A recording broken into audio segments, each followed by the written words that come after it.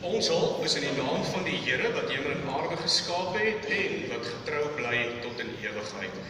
Geliefdes, genade vir u en vrede van God ons Vader en die Here Jesus Christus deur die kragvolle werking van sy Heilige Gees.